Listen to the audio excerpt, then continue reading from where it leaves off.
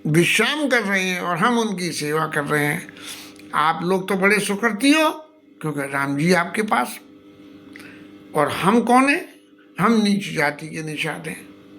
और महाराज हमारे लिए क्या बात है कि हम जो है, हमें और तो सब बातें छोड़ दें, आप लोगों जैसे पुण्यात्माओं का दर्शन होना भी ये हमारे बड़े भाग्य की बात होती है। हमारी अगामा आती दरस है तुम्हारा, जिमी मरुधरनी देवदून डारा। मरुभूमि में रहने वाले, जहाँ पानी का कोई ठिकाना नहीं, उसको गंगा मिल गई हो। तो आप लोगों का हमारे लिए इतना, और महाराज राम जी महाराज की कृपा से ही ये सब हो रहा है। परिजन प्रजा चाहिए जस राजा, जैसे राम जी महाराज हमारे ऊपर कृपा कर रहे हैं, ऐसे आप सब लोग भी हमारे ऊपर कृपा करिए। इसलिए सारा यह जी जान सकोच तजी करब छो लखिने, हमारे स्नेह को देखते हुए हमारे ऊपर कृपा करिए।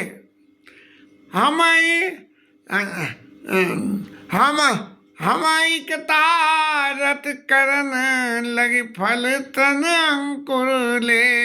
महाराज जो कुछ भी हम आपको दे पा रहे हैं उसे आप स्वीकार करें। आप स्वीकार करोगे तो हम जो है कृतार्थ हो जाएंगे कि हम राम जी की सेवा कर रहे हैं और उनके परिजनों की, पूर्ववासी जनों की सेवा कर रहे हैं। हमारे बड़े भाग्य हैं कि आप लोग हमारे यहाँ पधारे, और हम आपकी क्या सेवा कर सकते हैं? हमारे पास कोई साधन तो ऐसा है ही नहीं। एक बात फिर वही, ये जो जंगल में रहने वाली बात है, ऐसे ही पकड़ के दौरान जब जंगल में रहते थे तो वो जो उनके बदमाशों के आदमी रहते थे, बोले सेठ कोई तकलीफ? मैंने की तकलीफ का भाई, जो तोपे ऐसो तू सब हमें दे रहा है, और जो है ना है वो दे ना सके, तो हमें तकलीफ मानने की जरूरत क्या है? ऐसे ही राम जी महाराज के संग में आनंद हुआ कि तुम प्रिय पाहुने बन पग धारे, और सेवा जोग न भाग हमारे। अरे महाराज ये तो हमारा बड़ा भाग्य है कि आप लोग वन में पधारे हो, राम जी आए हैं, नहीं तो आप काहे यहाँ आते, और कहाँ आप लोगों के हम लोगों को दर्शन करें। और महाराज देखो हम तो भील लोग हैं, हमारे तो लूट खसोट मार करके खाते हैं, कोई निकलता मिल जाए, कोई और वैसा साधन तो है नहीं। लेकिन हमारी सबसे बड़ी सेवा आपके प्रति यही है कि हम आपके बर्तन भानों को चुरा के लेके भग जाए नहीं। हम तो स्वभाव जन्नी, जो माल हाथ पड़े थारो माल सो मारो माल, मारो माल सो मारो ही है। ऐसे ही जो है जो मिल जाए हाथ लेके चल जाते हैं, ये सोचते ही नहीं कि हम जो कुछ कर रहे हैं उस सबके करने से सपने उतारा में आए बुद्धि का सिखाओ यार प्रभाव।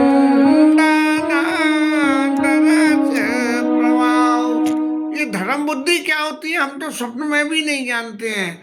ये तो राम जी के दर्शन करे तब हमें पता लगा कि धर्म बुद्धि क्या होती है, तभी से हमें ये बुद्धि आई है। इसीलिए हम आपसे निवेदन करते हैं हमें कृतारथ करने लगे फल तन अंकुर ले, बिना संकोच के बिना मोल दिए हुए आप हमसे फल ये सब चीज़ें लें।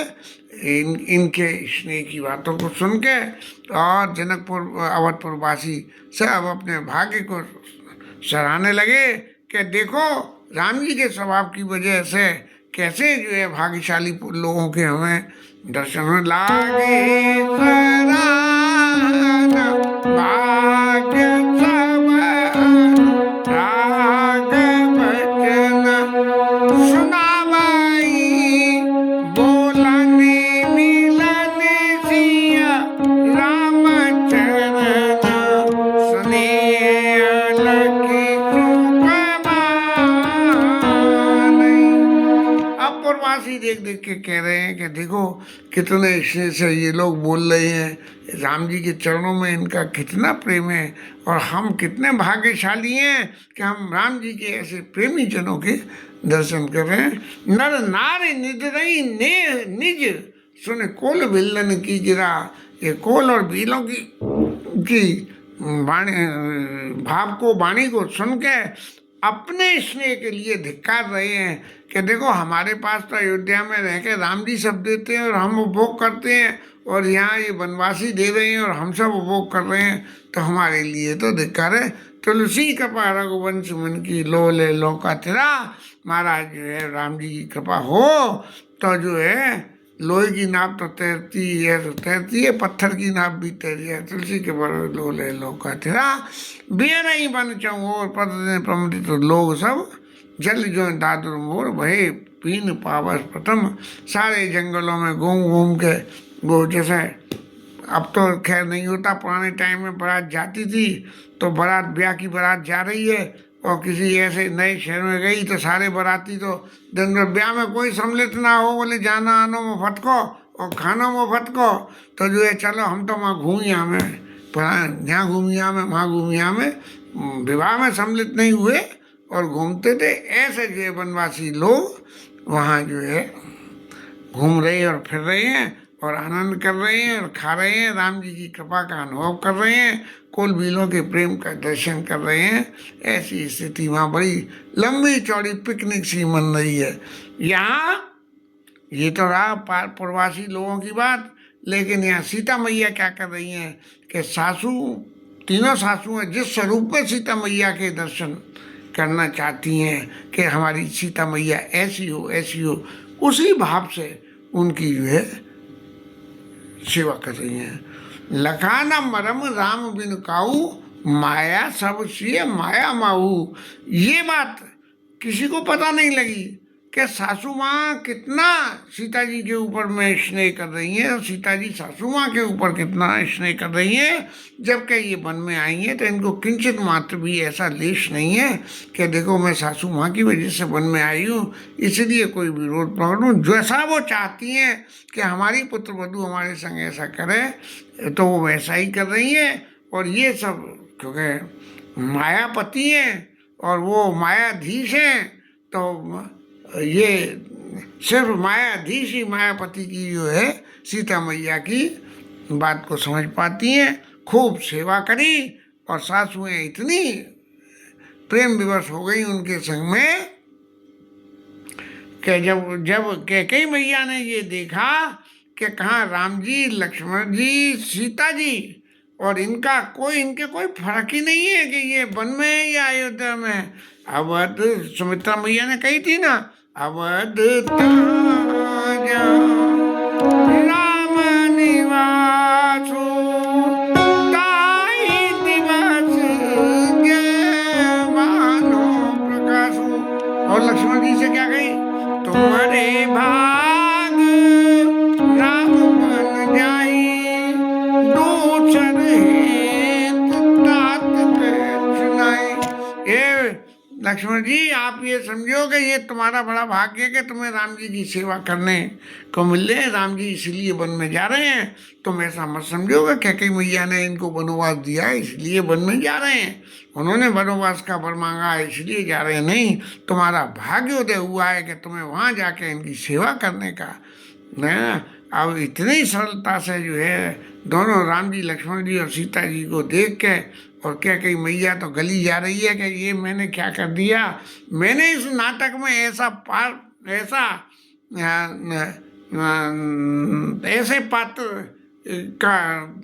ऐसे पात्र का रोल ले लिया कि जिसमें सब लोग मेरे ऊपर थुथु करें। इस तरह से अब कैकेयी मैया पछताते हुए कि अवन जमन जाचत कैकेयी मैं न बीच विधि मीच न देई। कैकेयी मैया कह रही इससे तो अच्छा है कि मैं मर जाऊं।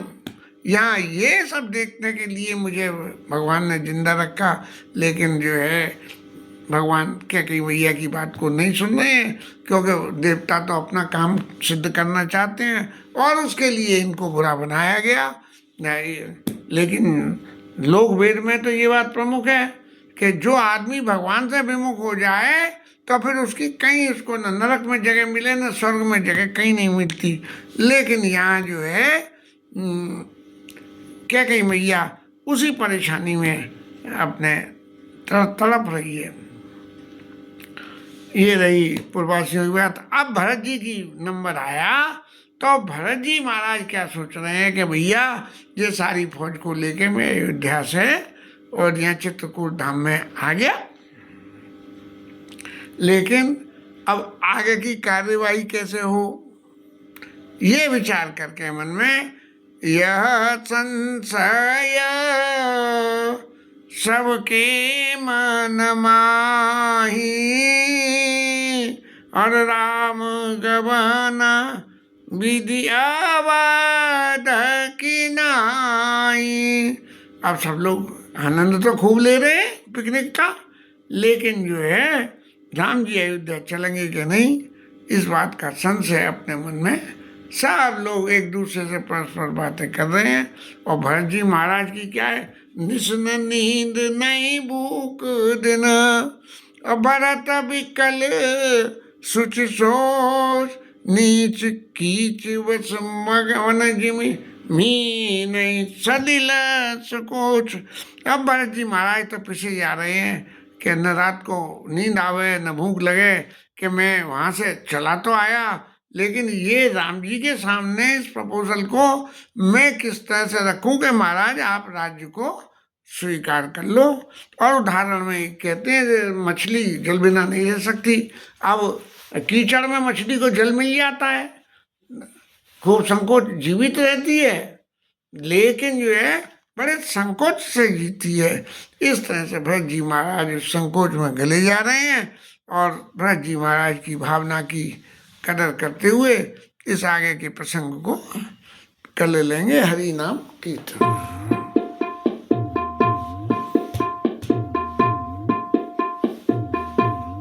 अरे महाराज क्या हुआ?